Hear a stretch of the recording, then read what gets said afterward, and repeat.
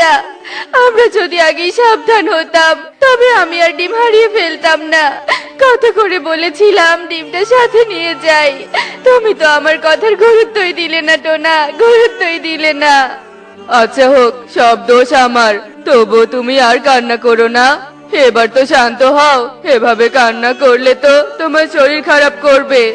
দয়া করে তুমি এবার শান্ত হও টুনি, আমার যে আর তোমার কান্না সহ্য হচ্ছে না।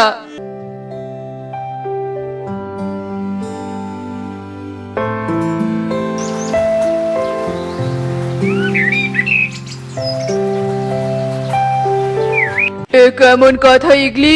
আমাদের ঘরে অন্য পাখির ছানা এলো কোথা থেকে? তুমি কি অঘটন ঘটিয়েছো সেটা বলো আমাকে। বিশ্বাস করো, আমি কিচ্ছু করিনি।